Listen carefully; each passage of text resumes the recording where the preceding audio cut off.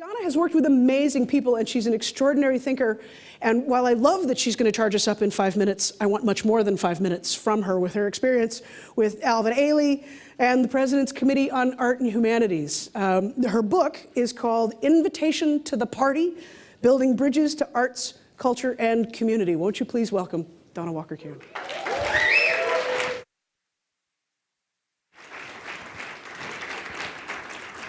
Good morning. It is so wonderful to always be with the TCG family, so I'm delighted to be here. So what I want to talk about is kind of my perspective on audience engagement and community development. And my topic is leadership towards creating a culture of diversity and the global connection. I think in any endeavor, you begin with the framework and the leadership. The breadth and scope of the vision and the ability to articulate the vision is not bound by the size of the organization. As was mentioned, my clients include the Apollo, Alvin, Ailey, the Louis Armstrong Historic Museum, but I also work with many small theater and dance companies. And what I find is the constant for all is the ability of the artistic and executive directors to shape the vision, articulate it, and embed it into the culture of the organization. Everyone has to be a stakeholder.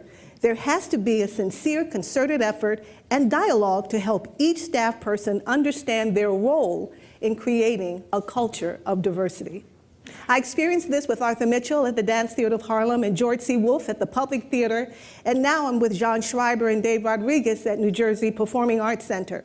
Visionary leaders smart enough to surround themselves with translators. I experienced this with the Westchester Arts Council and the Kenilworth Historic Museum, small organizations whose mandate is culture of diversity.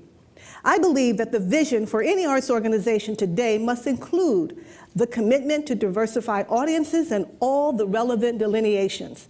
So we're not limited to race and ethnicity, but also to think about class, geography, age, lifestyle. So the culture of diversity starts with our senior managers and our board diversity. And we have to have a plan to develop candidates and identify these managers. So it's okay to approach colleagues and associates and say, I need to meet people like you. Can you help me? Sincerity and integrity are key. So the goal of cultural diversity has a global connection.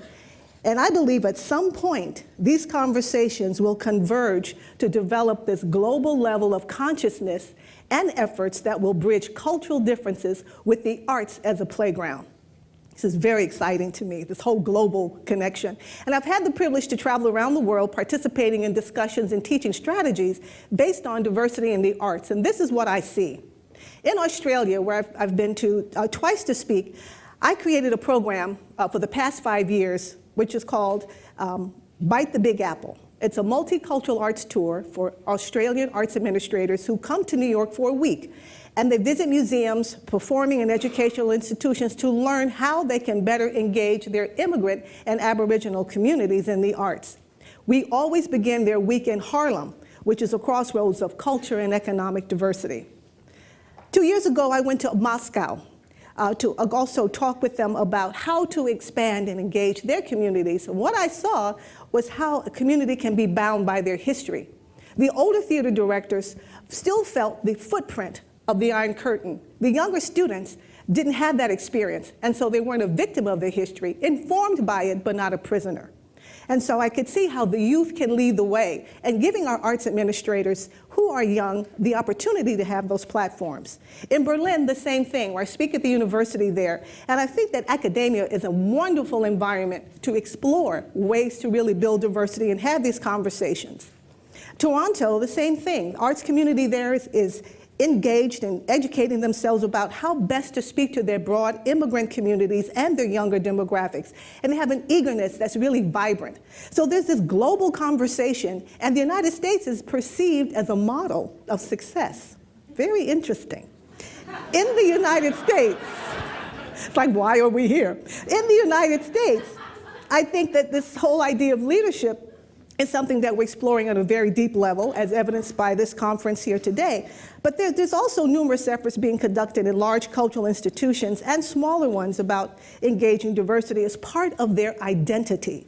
So it's not a separate production. It is the production. And I find there's a consistent interest to engage communities, but this intent is often hampered by lack of resources, which are not limited to financial. There's often staff and staff understanding as to how to approach this effort. So where's the movement? One key area is in arts education. I think there's a tremendous opportunity to expand diversity organically. But there's a disconnect in many instances between marketing and arts education, audience development, arts education. We have children, we have young adults who sometimes are almost treated as if they're in another institution. So here's an opportunity for internal collaboration that can help achieve the goal. So what do I call this synergy of leadership and culture of diversity? I call it threading, T-H-R-E-A-D-I-N-G, threading. When the key strategists and artists collaborate, the mission of embracing community becomes so much easier. And this is what leadership helps to accomplish, and that is to create one thread that carries forth the mission of building a culture of diversity. Thank you.